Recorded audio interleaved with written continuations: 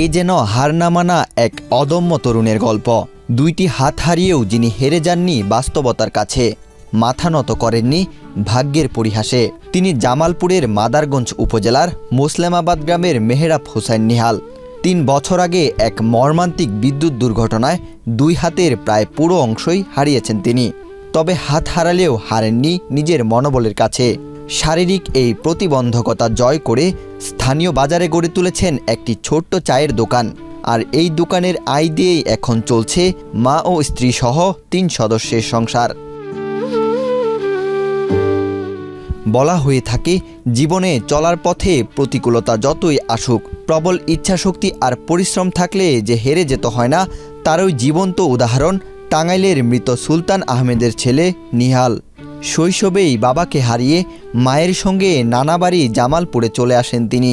অভাব অনটনের সঙ্গে লড়াই করে বড় হওয়া নিহালের স্বপ্ন ছিল পড়াশোনা করে পরিবারের ভাগ্য বদলাবেন। কিন্তু ২০২২ সালের একটি দুর্ঘটনা তার এই স্বপ্নকে ধুলোয় মিশিয়ে দেয়। আমি আগে টেক্সটাইল জব করতাম, তখন ওই সময়ে আমি ইলেকট্রিক কাজ করতাম লেখাপড়ার পাশাপাশি। ঈদের ছুটিতে বাড়িতে আসার পরে ২০২১ সালে জুলাই মাসের বৃহস্পতিবারে ২০ তারিখে বৃহস্পতিবারে আমার অ্যাক্সিডেন্টটি হয়। তো অ্যাক্সিডেন্টের পরে আমার চিকিৎসাকালীন অবস্থায় হাতে সেফটি হয়। তো হাতে সেফটি হওয়ার কারণে নিজের জীবনটা বাঁচানোর জন্য বাধ্য হয়ে আমার এই দুইটি হাত কাটতে হয়। দুর্ঘটনার সেই স্মৃতি হাতড়ে নিহাল বলেন, বিদ্যুৎস্পৃষ্ট হয়ে 2 হাত হারিয়ে ভেবেছিলাম জীবন হয়তো সেখানেই শেষ। কিন্তু দমে যাননি তিনি। সিদ্ধান্ত নিয়েছিলেন কারো কাছে হাত পাতবেন না।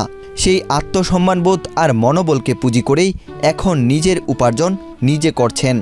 আমি যেমনই পরিস্থিতি থাকি না কেন, আমি আমার কর্ম করে খাবো। কারো কাছে হাত পেতে 2, 4, 5 টাকা নিয়ে চলবো না। আমার এই জীবনটা তো আরেকজনের পিছে ছেড়ে দেওয়া যাবে না, যে আসলে কে কিভাবে চালাবে সেটা না। আমার জীবনটাকে আমাকেই সাজাতে হবে। তো এই ইচ্ছাটা প্রবল ছিল বিধায় আজ আমি ছোট্টখাটো একটা ব্যবসা করতে পারতেছি। তো মানুষের চিন্তাধারাটাই হচ্ছে সবচেয়ে বড় জিনিস। কারণ আমাদের মতো মানুষকে আল্লাহ বেশি পছন্দ করে, বেশি পছন্দ করে বিধায় আল্লাহ আমাদেরকে পরীক্ষা নিচ্ছে। দেখেন, সাজসজ্জা একটা জীবন ছিল, চেহারায় কোনো কমতি আছে, ভাষায় কোনো কমতি আছে? আল্লাহ মাঝখান থেকে 2টি হাত নিয়ে নিছে, এটা কি পরীক্ষা না?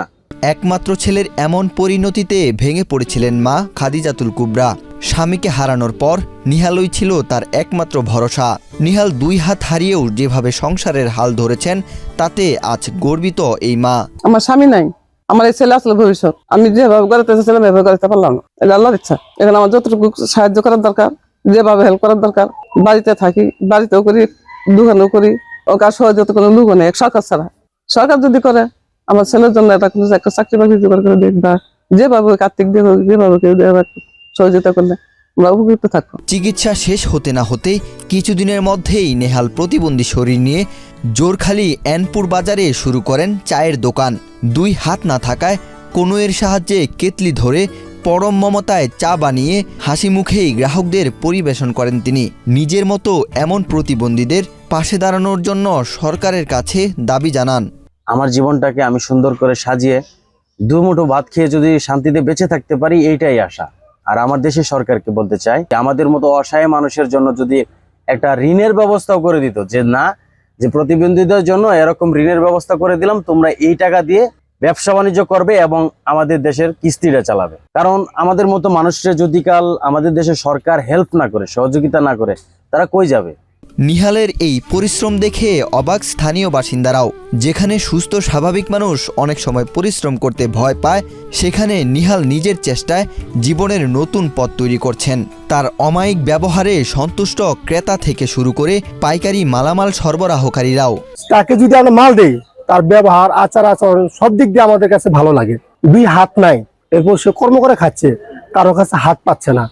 ও এত কষ্ট করে, আর চা বেচা যে কি কষ্ট, আগুনের ভিতরে পানি ঠিক করা, ও 2টা হাত নাই খেয়ে যাই দেখবে এই জিনিসটা, তাই আসলে কেউ তার হৃদয়টা ধরে রাখতে পারবে না। আমাদের সমাজে যার একটি হাত নাই, সে ব্যক্তিও দেখা যায় মানুষের কাছে হাত পাততেছে।